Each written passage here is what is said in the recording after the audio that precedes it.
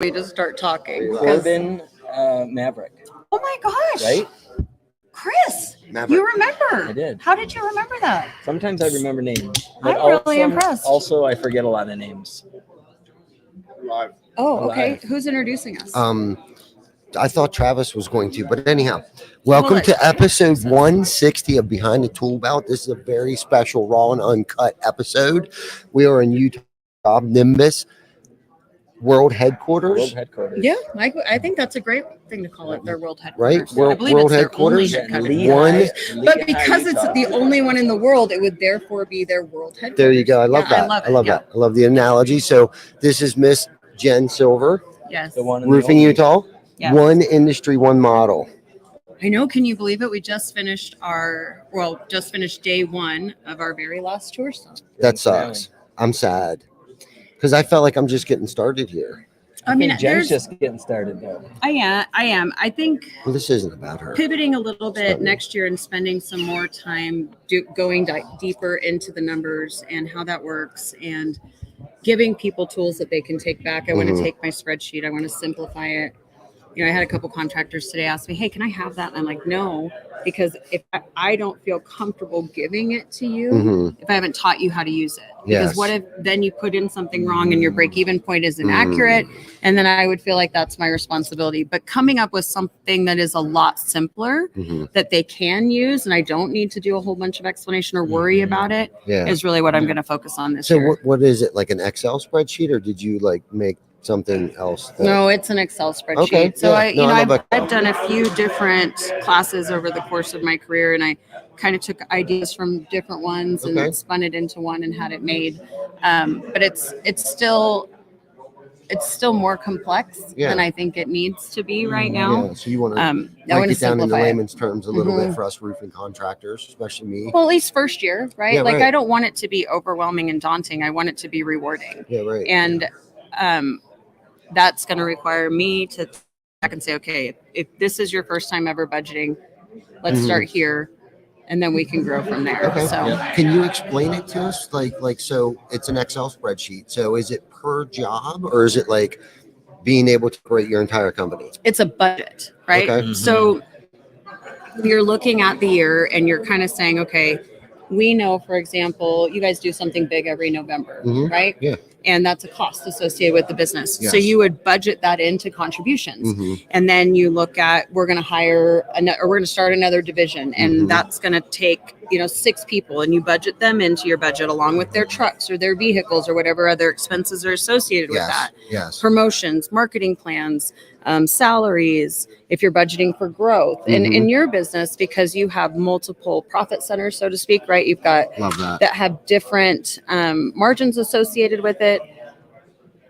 You need to be able to tie that all in and budget that accordingly. So if you're doing, 20% commercial and that commercial is only at a 20% profit margin, you don't want the numbers from your roof, your residential side at a 50% profit margin to be misconstrued because they're not the same. Yes. So when you look at that to a break-even dollar amount, and your break-even is based on your fixed overhead expenses and your variable overhead expenses, because once your fixed overhead expenses are covered, all your salaries, any lease payments or vehicle payments or building maintenance or payments, then you've got only variable overhead associated with it after that. And your margins go considerably up. You're obviously going to make more money when there's less expenses that you're paying. Yeah. But what most contractors don't know is, what is that number, right? And it changes significantly. If you watched today when I was just adjusting those cost of goods sold by a couple percent. I mean, you're going anywhere from $1 million in volume to, I think when we went from 64% down to 50% cost of goods sold, it took it from 5.8 million down to 3.1. Yes. So 14% difference in what you're charging. That's huge. It's huge. And, when you look at it from an insurance standpoint and a supplementing standpoint, settling on claims is hard. Yeah. And I think if, as an industry, if we just approached it from, okay, I need to be at 40%, right? Yeah. That's where I need to be to hit this break-even point. Then if you're at 40%, if drip edge or starter's not on there, but you're at 40%, stop, move on, collect, go, right? Yes. But then also on the ones that you're at 35%, you need to know when to walk away or for know sure. when to put it, not count it towards your sales, right? That's the other option is if they don't hit those margins, just don't include it when you're looking at where you need to get to, because your numbers are going to get construed differently. Yeah, for So, sure. yeah. For sure. Yeah. Okay, so I got a question for you. Yes. All right. So what we've noticed over the years, right? So we do multiple things. So we do commercial, light commercial, retail, new construction, and all different types of things. So within your Excel spreadsheet, so what we've come to realize is that our overhead's different for each facet of our company. So retail would require like a bigger overhead, right? Yep. For marketing, commissions, I mean, all of it, right? And then new construction, right? There's 3 or 4 things that need to be done, right? You do the takeoff, you send the material list to your takeoff to ABC or whatever, to your distribution. You call a subcontractor, and that's it. So there's not much overhead associated with that, right? So what we've tried to do is like pull these different things out. So with your Excel spreadsheet, your form, would we need 3 or 4 of them, or would that be able to track everything? So it depends. If you share employees in all of them, okay, then the spreadsheet would work, right? Because you can allocate, because it's really a different cost of goods sold. Yes. It's not so much a different overhead because the overhead is shared by all of the companies. That's true. Right. So Right. what you're really charting out that's different is cost of goods sold. So doing that, and then you need to know the percentage of business. Yeah. So if the company's overall sales goal is 40 million for 23, and you know that typically 20% of your business comes from new build, 20% of your business is coming from residential, and then 40% of the sales, right? Because we're looking at it from a sales standpoint only right now. Yes. Comes from commercial, but commercial only has a margin of, your cost of goods sold is 75%, whereas your residential margin is 50%.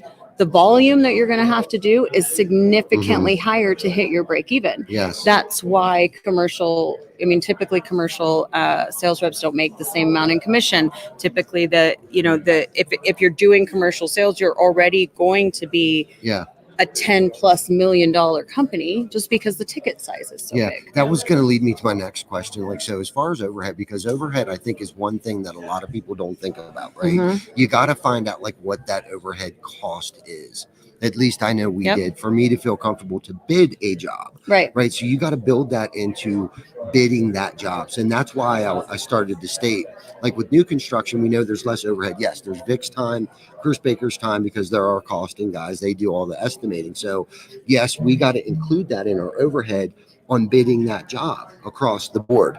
So I just lost my train of thought. Not necessarily. Okay. And here's why. So Vic and Chris still do other jobs as well. So you're going to have Vic's salary regardless of whether or not that commercial job came in or not.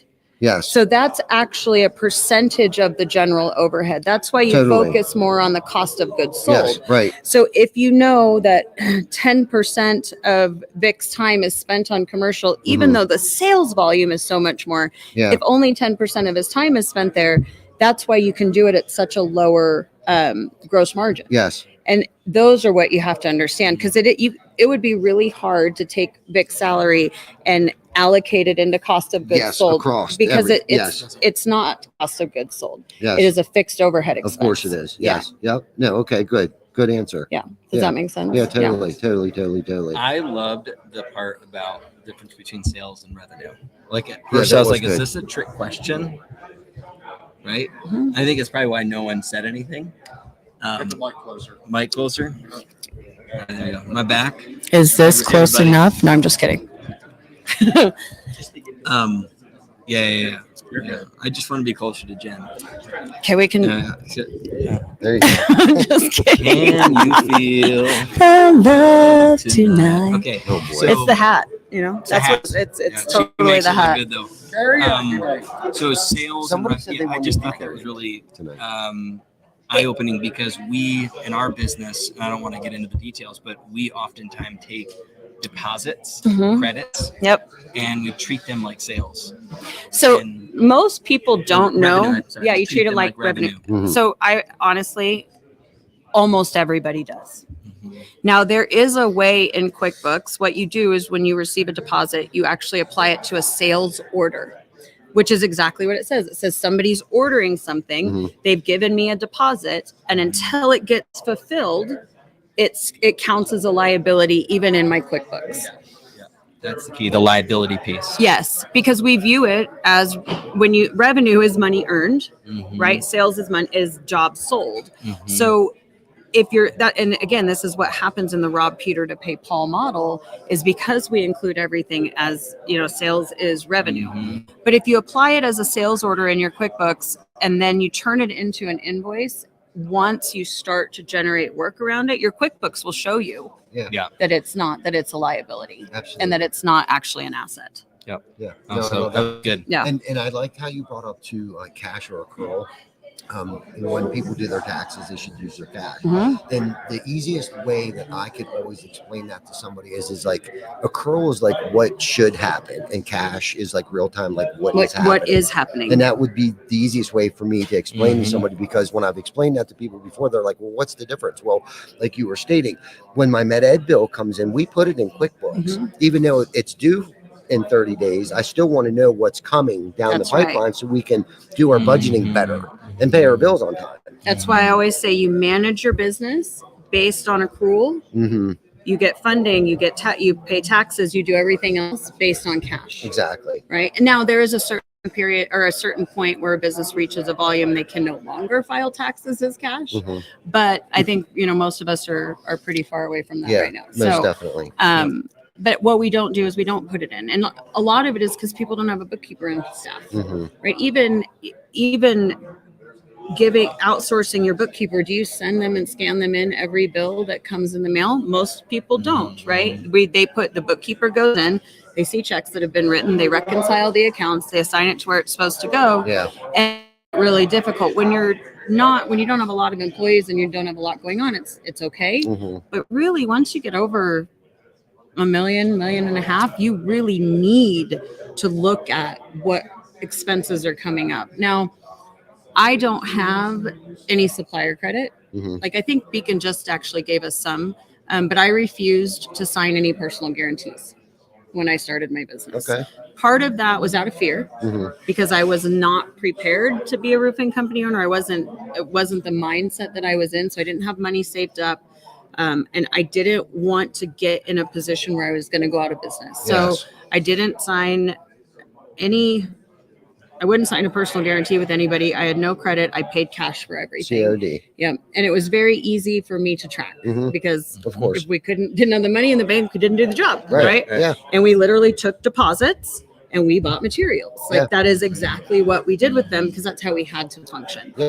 Now as we're starting to grow and things, we're starting to get credit because we built that because we paid on time and that's what generates business credit.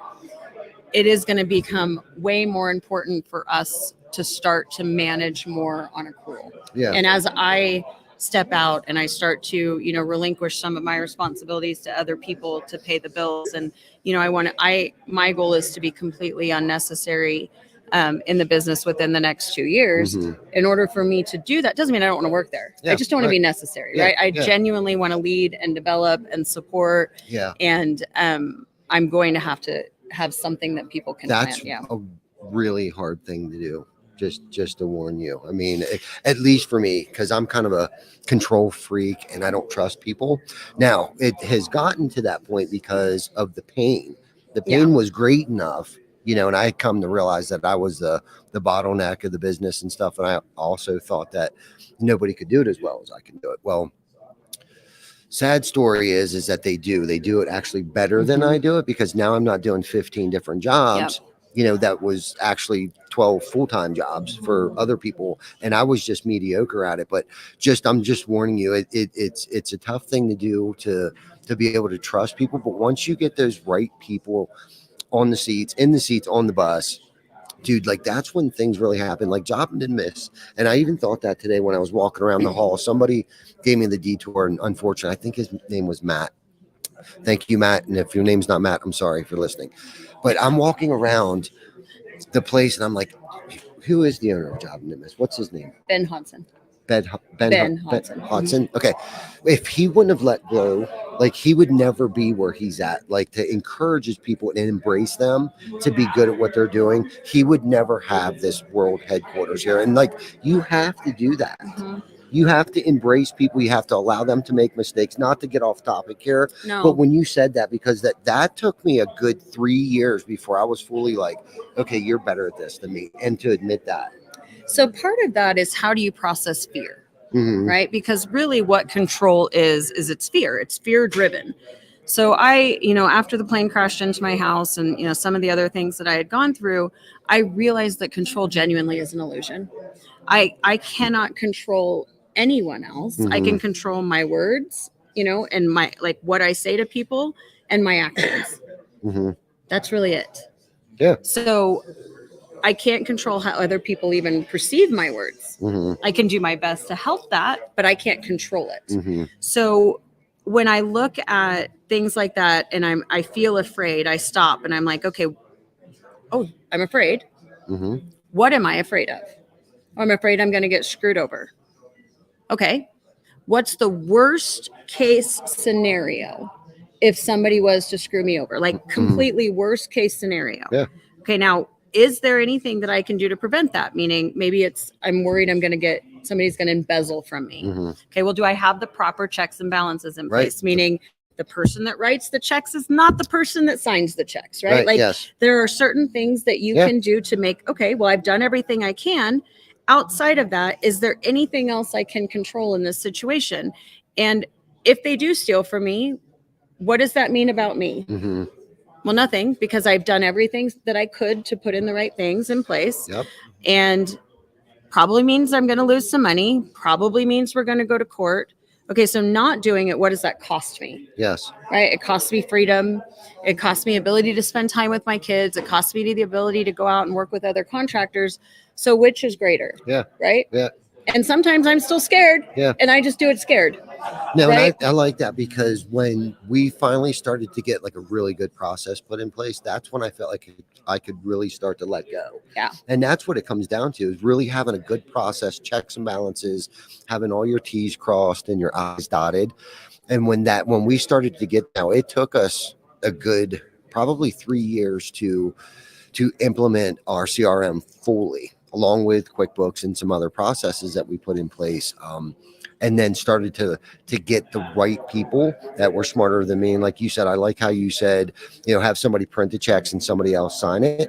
Well, that's a perfect example of something like that. That was one of my biggest fears, because I was so used to signing every check. Now, I still am funny about that, because I feel like the person who has worked so hard for me at least has earned the respect from me to at least sign their check. Then just have somebody else print it. Exactly. That's really all it is, right? Like, and I'm funny about that. Like, so like, no matter where I'm at in the world, I'm like, I'll still sign checks for everybody, because I just feel like I don't ever want it to get so big where it's like, I don't even know your name anymore. There will become a time though when you can't physically do it. I will try. I am so horrible with people's names too. And that's what Vic's here. I'm like, Vic, what's his name? He's been here for 6 months. I know, but I just don't know. But anyhow, I always want that personal connection with our team. And I really feel like that's been a huge part of our culture is just being around, being available. I guess. So, but you also need to look at what happens if something happened to you. Right? Like, what fail safes do you have in place in that situation? Kind of like what Tomas was talking about earlier, is sometimes there's situations that are not predictable. When I had COVID, I don't know what freaking year it was, but I think, December of 21, like I had anxiety about being in bed for a week. Like, because the company, I couldn't go to work. Right now, granted, thankfully it was December, so it wasn't terrible, but what would happen to me if I got into a car accident and I was in the hospital? Do I have those fail safes put into place? And, this year's been really interesting with, when Ben Menchaca passed away, that really made me look at my life and, am I set up? Am I set up for my kids? Am I set up for my business? And, I've recently started working on my will, and, I got some life insurance and, made the business part beneficiary and, just taking different actions to make sure those things are, together. And then, last week with Dustin Beagler's passing, it's like, okay, there's probably still more to do. Yeah. And I'm not getting any younger. No. Mortality is a very real thing. And I think it was kind of like when I was talking about earlier today, what's your exit strategy? I don't care if you've been in business 2 days, having some type of an exit strategy and something that you're working towards, I think personally is critical because it makes you think of things like that, because emergencies happen and it's terrible, but we are responsible for people's lives. Yeah. Not their physical life. Sometimes their physical life, but their livelihood and their families. And I think it's irresponsible of us as business owners to not plan for those types of things. Very good. Sometimes it takes getting smacked in the face. Did you change your mind a little bit, you think?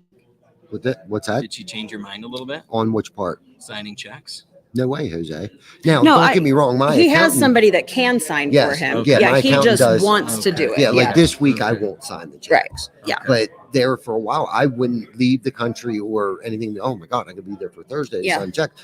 And when I am home, I will. Kim will bring over the stack of, but mostly everyone has ACH now. So there's a couple few. There's not very many anymore because, technology and stuff like that. Plus, too, I like to tell people Thursday at midnight or Friday morning at midnight, your money will be in the bank. I get it.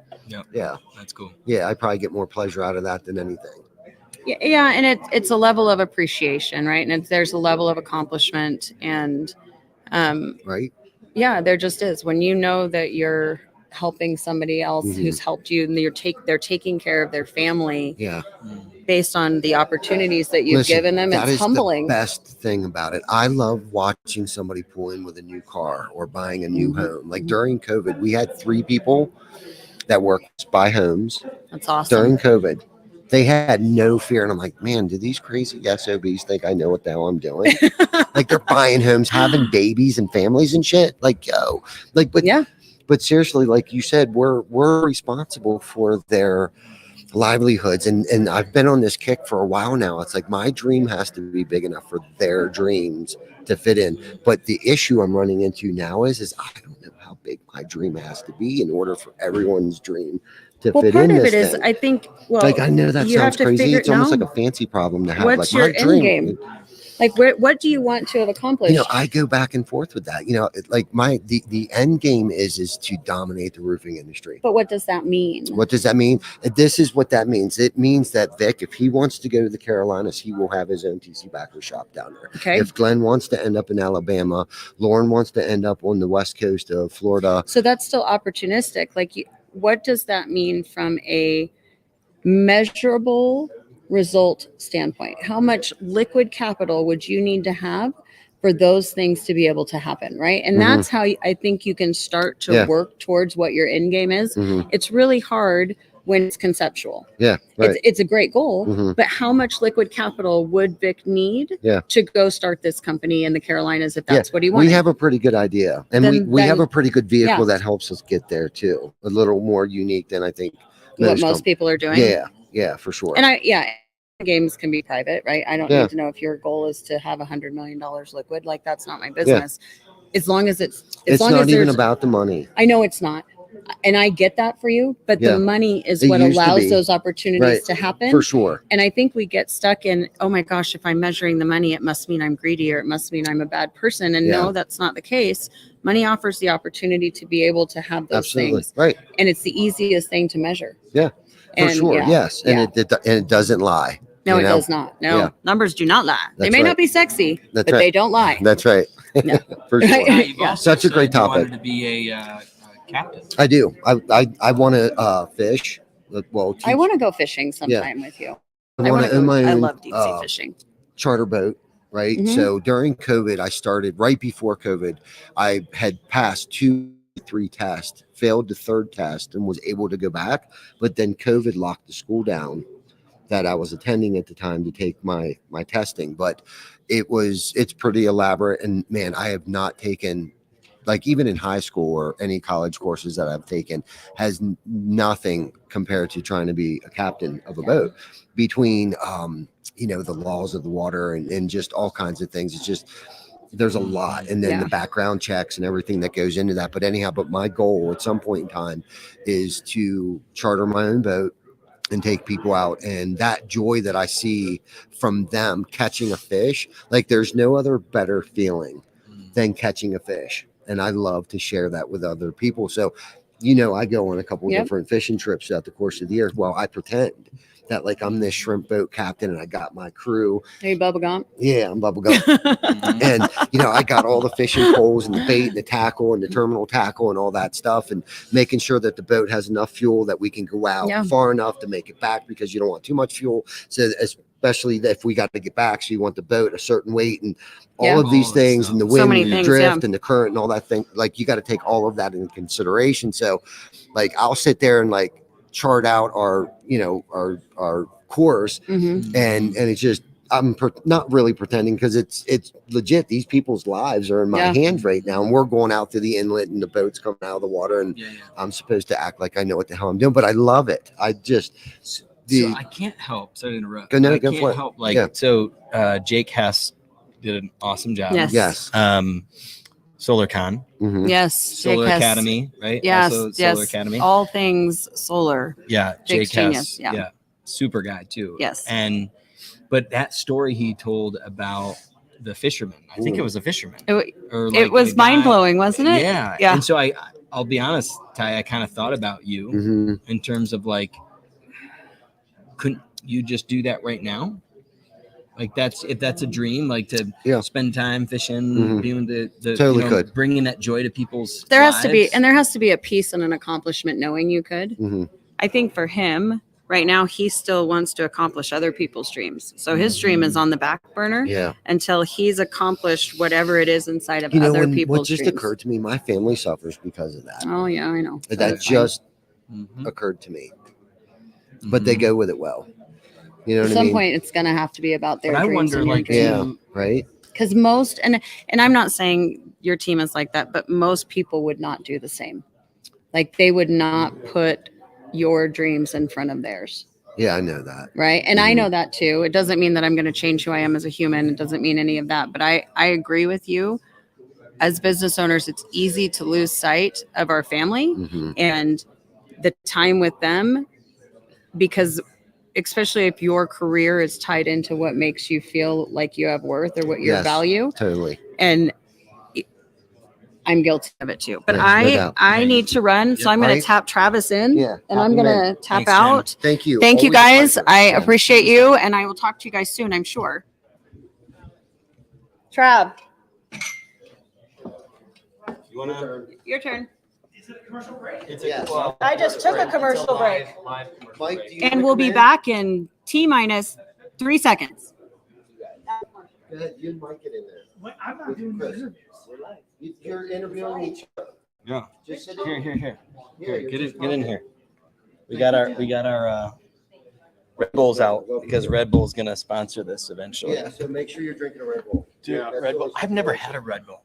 To have one today. I only drink them with vodka, and it's got to be good vodka, like Grey Goose or above.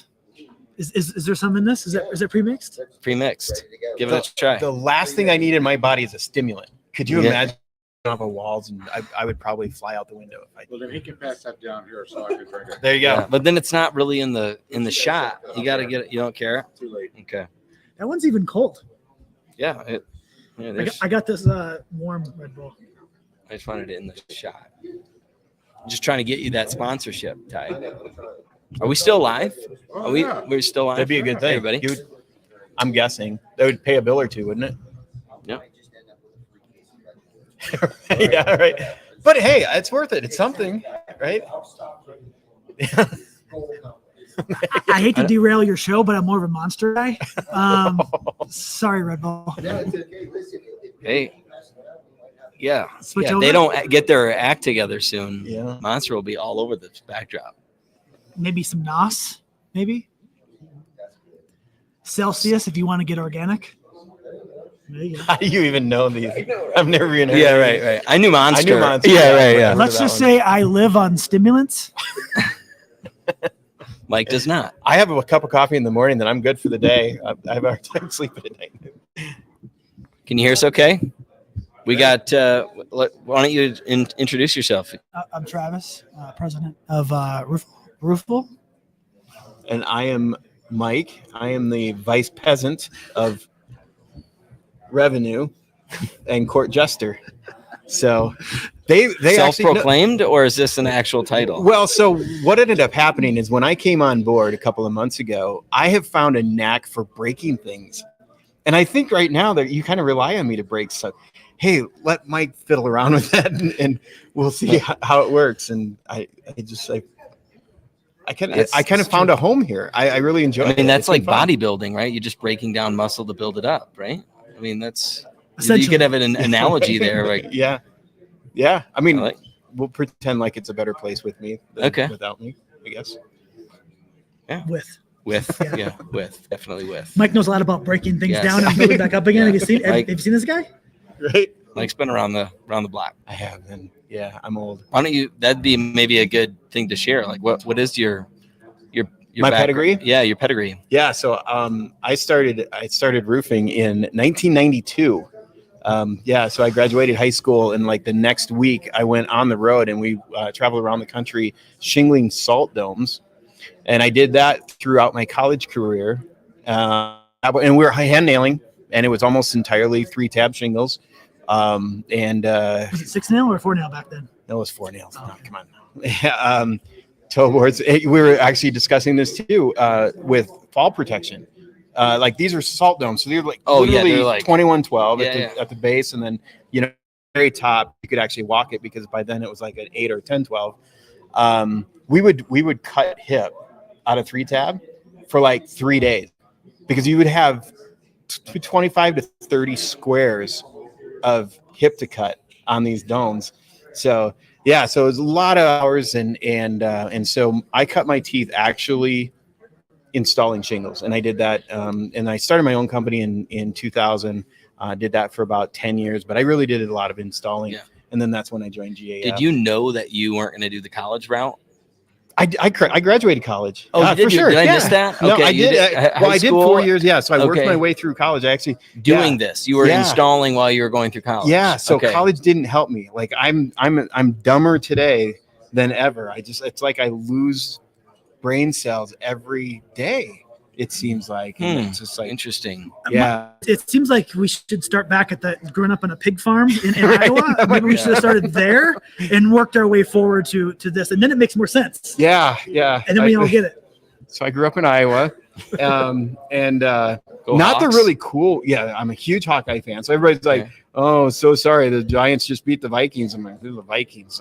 Yeah, right. Hawkeyes have never played the Vikings. But no, it's not, because people would be surprised at how beautiful there are parts of Iowa. That was not me. I was part of Iowa where you could watch your dog run away for 2 weeks. Like, it just still there. Just I've never heard he's that. down by watch your dog run away for 2 weeks. Yeah, That's yeah. great. Can you call the? Oh no, he's down by Waterloo by now. It's been running away for a while now. I grew up on a hog farm, and my parents still live there. My brother still lives down there in Iowa, and funny thing, I pulled up the address just to see what Roof Quote Pro would do with a literally in the middle of nowhere, Iowa. Can it pull up measurements? And sure enough, 10 structures were there, and they were all measured out. And I'd re-roofed my house twice, my parents' house twice, and it was nuts on accurate. I was like, that's amazing. That was all you needed. That's all I need. Yeah, dude. If you could do Aurora, Iowa, you can do it. Yeah, this thing works. Yeah. We need to talk about Aurora, Iowa, right? Is that Aurora, Iowa? Okay. Yeah. Okay. We need to know what their claim to fame is, or like usually when you come into a town, it says the hometown of so and so. Yeah. Unfortunately, it doesn't say the hometown of Mike Goldenstein. Make sure I say that right. Goldschnauzer. Goldschnauzer. Yeah. They're known for something else. Yeah. We are the Prince Farming. He was Chris Soules was on the Bachelorette, and he came in like second or third, but he was like crowd favorite, and so they made him the Bachelor. And then I think he was on Dancing with the Stars, but he was our next door neighbor. I used to babysit him as a kid. You're so like kidding. in the middle of nowhere, Iowa. So as the limousine is coming in for like that final episode where they go into the barn and he proposes. Like in that shot, you can see the farm that I grew up in. It was that close. The joke of the entire show, though, was how he grew up in the middle of nowhere, and like the girls all went to Arlington, Iowa, which is down there. It's kind of a ghost town, and it kind of became a joke. But to have my dad call me did you watch The Bachelor? No, Dad. No. And why are you watching it? Right? Like, I didn't even know you knew that was a show. But yeah, no, they're dear family friends, and they really are a fantastic family, and we've enjoyed it. So that was our claim to fame. Yeah. Do they have like one of those green signs when you come into the town that Chris, what's his last name? Chris Souls. And I haven't been home in so long. And even then it's kind of, you're not by anything. Like you're literally in the middle of nowhere. It was 20 minutes to the nearest stoplight, and that was a flashing red. If you wanted to actually have green, yellow, red, that was closer to half hour. It was over an hour to the nearest McDonald's when I grew up. Wow. Yeah. So is there like sports? Are you playing football and wrestling and football? Wrestling yeah, and that was football? my life. We were talking about that. People keep talking about this basketball thing. I didn't even know that was still a sport. I mean, we hadn't recognized that in Iowa in decades, but evidently that's still a thing. Yeah, it is. Yeah, it is. So, who knew? So you went from shingling salt domes or salt towers to going forward from there, just kind of continue on the journey. Yeah. How did you get into GAF? Because that was the last thing you said. So then I got we're going to get to the good stuff. About right. Yeah, Let's that's do what that. everyone wants to know. But we're rolling out the red carpet today. It was because I graduated, so you do need a degree to work at GAF. Correct. And I had actually become really good friends with my territory manager, because I did have a company and I was certified with GAF, and I had found out that he was being promoted, and like, well, who's doing your job? I had no idea what he actually did. So I really golfed and fished. Yeah, right. I kind of thought it was like, take care of services. Do you need samples? Do you need this? And you just kind of service these accounts. And when I found out it was a sales job, I'm like, I don't know if I'm very good at sales. Actually, I don't know if this is a good fit. But no, it did. It led to a fantastic career. I loved my time at GAF, and got to know a lot of great people that helped me out a ton in my career, and give me freedom. I think I met you for the first time at the Ohio GF Caravan last year at the, blanking on the name of it, but some casino somewhere. Yeah. Now this year it's at the Hall of Fame, NFL Hall of Fame, Canton. Seriously? Yeah. I just got the official invite. See, I didn't get the invite. So go to the I need an invite. I did not. Dude, I've never been to the Pro Football Hall of Fame. I love football. It's my favorite sport in the world. I want to go. Well, let's get Roofle there. We need Roofle there. I think it would make sense, GAF, if Roofle came to the Ohio Caravan. We could talk about Roof Quote Pro and all the great releases that we have coming up, or things we just recently released. We have a lot to talk about. Yeah, tons. Talk technology, innovative. Tons. A lot of stuff that we have. Yeah. You know who to call, right? Kevin O'Brien. Yep, Kevin. If you're watching this, you should text Mike or Travis. Yeah, return my phone calls, please. Or that too.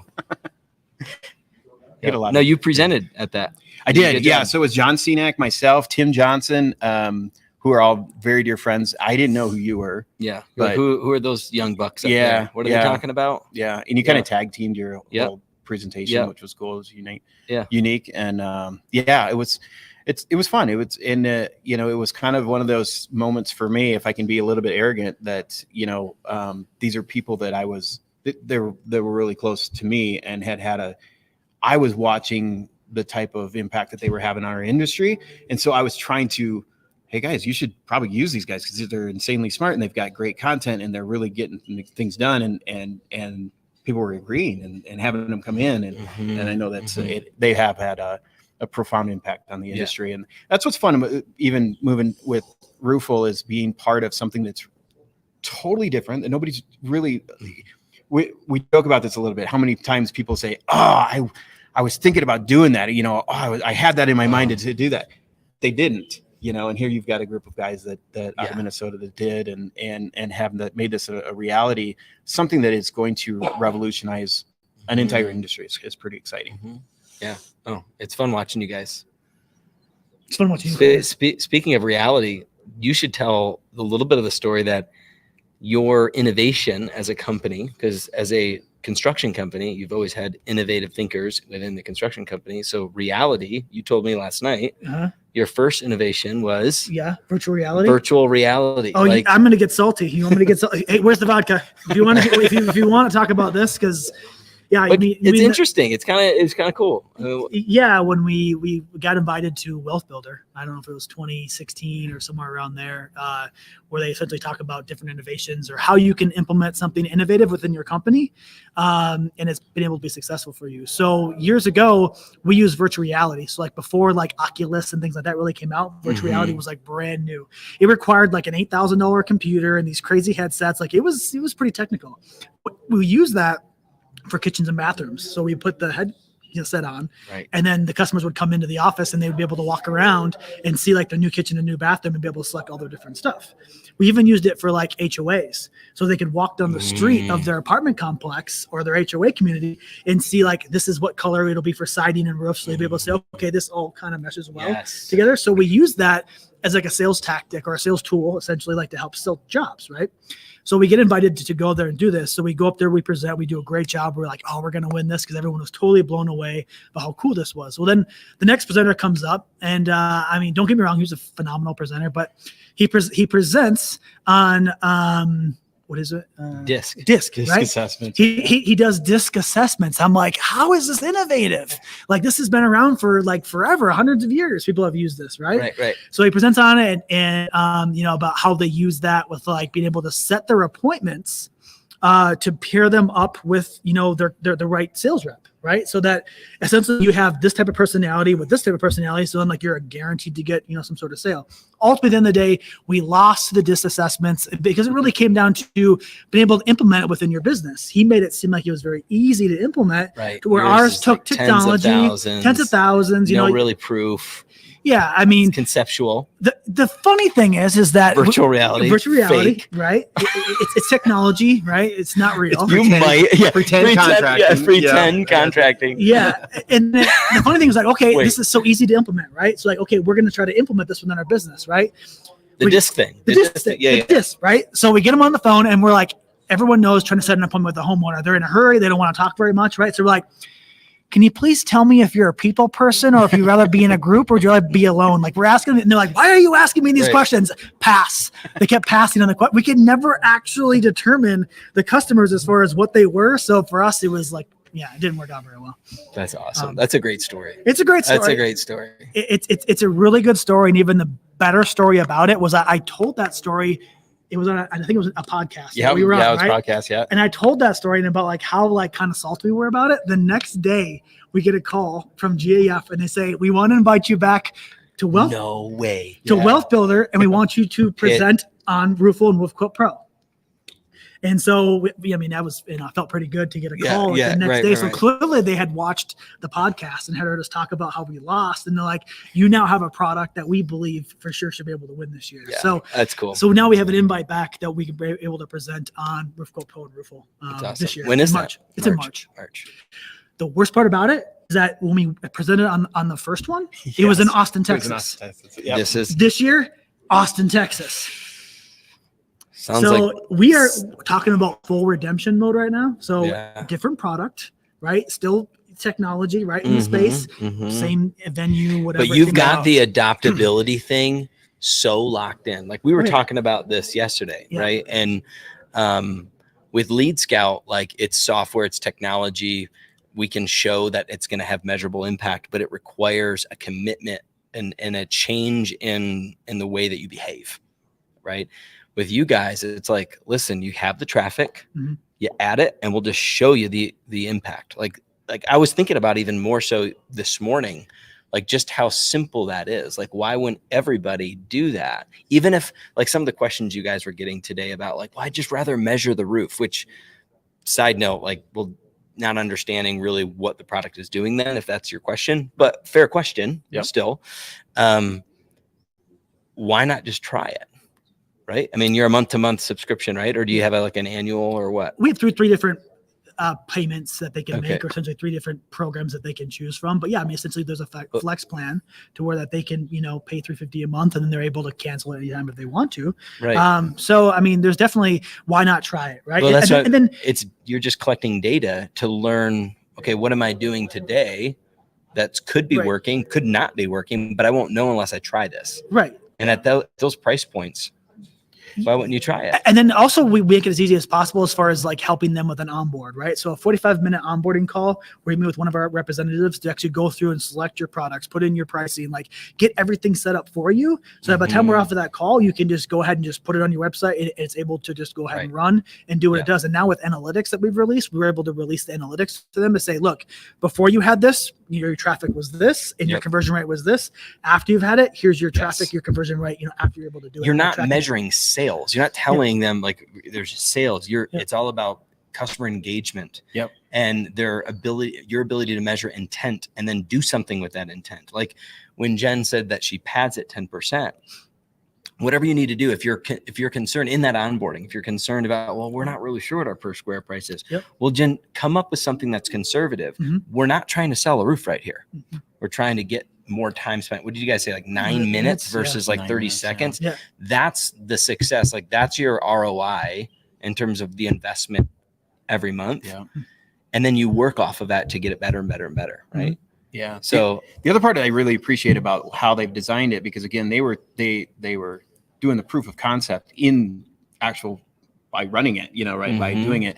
And so what they've created though is the ability to continue to build your brand and build your value proposition within the tool itself. What you don't want to do is just throw it out and get, oh, homeowner wants a price, here's a price. But you're actually able to talk about your enhanced warranties, talk about your processes, talk about your awards, talk about your status with your manufacturer. You get to continue to have complete control over that message throughout the buyer's process as well. So that, again, you're training your salespeople to do that, but then you release them. You don't know what they're going to say inside the home. So in many ways, this is actually a much safer way to have control over your branding and your value proposition to the online buyer that's there to learn about the products anyway. So I look at it part of our product, we do direct mail. So many contractors that we've been working with the last few years want to tell their whole story on the piece of direct mail, right? You have like 4 seconds. Whereas in your experience, like we could make the best looking mail, we could have it targeted the right person, already qualify them to a certain degree, like they need a roof, you're doing a job in the area. We saw damage, so we're going to send them this postcard or this message, right? You still only have 4 seconds, right? It's like in the trash. Whereas what you guys are, to your point, Mike, like you now actually can, because they're proud of that story and they're proud of these awards and these accolades. You can start to actually have that in a way that can be disseminated and understood and seen versus a digital ad or something that's just in and out. That's huge. And the ability to do videos on there. So you can present however you want to present, all the things that make you. Yeah. I think some of the best success stories we have is people that have done mailers and they put simply on there, get a quote in 26 seconds. That's all it says. That's the only text with a QR code. Or another one is like quote by the time you get back to your front door. Like something just as simple as that with like the logo on the top where they scan it and they're able to go on there, right? It's like simple. It's very, very simple, right? As far as, what has driven traffic or people to be able to convert. Because like you said, they're trying to tell a whole story of all this text. They're like, I'm not reading this. Like there's just so much information there. Instead, you're giving them something of value very, very quickly with one sentence that's on the, the mailer or piece of paper. Yeah. And those of us in that space, and shout out to Dope Marketing, they're here today. They're looking for what kind of content can we create to go from 4 seconds to 8 seconds to 12 seconds, and then hopefully scan that thing, right? Or do something. And obviously a quote and before you get to the front doors. It's better than a free estimate or inspection. Call us for an inspection. Call us for a quote. Right. Nothing. I mean, that's fine. You can have that, but it's all about just what's the next thing that we can do to get their attention, because we're all vying for their attention and they've all seen it over and over and over. So what's going to stand out? It's get a quote. And being on this part of it in the technical text bot. I'm learning so many new things, like even conversion rate. I didn't even know what a conversion rate was when it came to websites. They didn't teach that on the hog farm. They didn't talk about conversions like pigs to piglets and things like that. No. I do have a lot of. Yeah, I have a lot of useless knowledge and use it talents, for but, analogies. yeah. I'm a big analogy guy. Take right. that and apply it to technology. There you go. Because we can all relate to hog farming. The analytics that he was talking about, though, is what blew me away, because when you're building a website and you're expecting hopefully traffic to come there and somebody to actually give you their contact information and turn that into a converted lead, somebody where you can actually interact with them. If you get 2 out of 100, you're doing good. You might want to do some things to try to get that to 3 or 4 out of 100, but I mean that's kind of what you expect.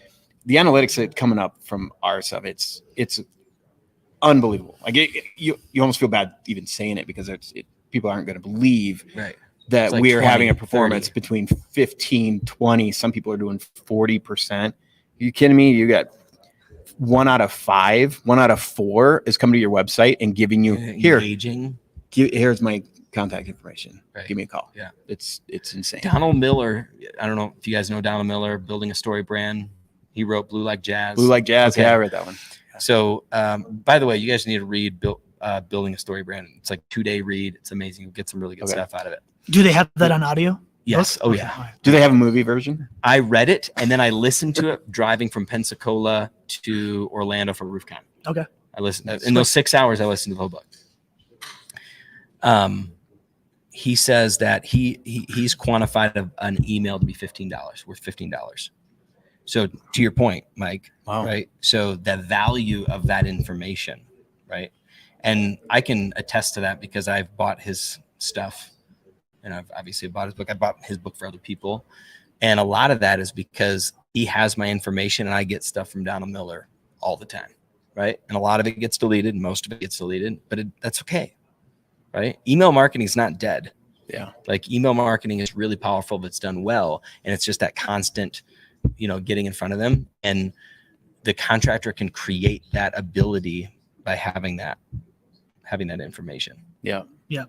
If we look at this year, it always comes up with us with the contractors is like the year of the leads, right? Where the leads going to come from? Like that's really what they're worried about, right? With the down economy, whatever that they say, how are we going to get the leads? Well, it's like everybody blames manufacturers and suppliers, right, on how the cost has risen per square, right? Yep. Why was roofing so much more expensive in the last couple of years? It's like everyone's like manufacturer suppliers, right? It's like, well, let's look at the contractors just real quick. Let's look at the marketing dollars that are spent and how much maybe waste is going into that. So if you look at it like if you're spending $1 million to get X amount of leads, is there a way to spend $500,000 to get X number of leads? Well, let's look as far as like let's look at your conversion rates as far as your website, like how much you're spending to drive traffic. What is it? If we can improve that to where you can get leads for much cheaper compared to what you were. Maybe we get away from other sources that are charging a lot of money to send them to 10 other contractors. We really have to look at as far as like trying to be more efficient, like as roofers, to be able to improve what our stats are. You know. Well, when you were telling me about like the whole SEO thing, like when you search roof quote or roof estimate, by having Roofle embedded into your website, you are more likely to pop up. Which is like built in. I mean, I don't know that world. I don't know the digital world so much.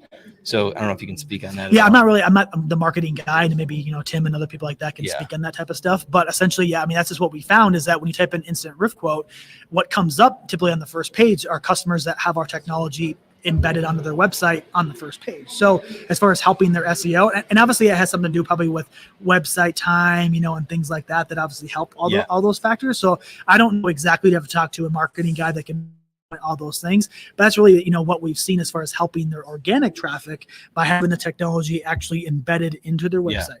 Okay. So hit up Tim Brown at Hook Agency for that. Absolutely. Or Michael Stearns at Ascend. Yeah. And what the other part of it's accessible to anybody. We've had people that we've helped. We've sent them to have somebody build their website for them that just started, that are able to utilize this tool and be successful. We have national companies that are all over the country running some of the largest operations in the country. It's accessible to everybody. Everybody can use it and implement it and get it started, get it rolling, and get some leads from it. Yeah. So, well, you guys are building an integration with Blue Pages Pro.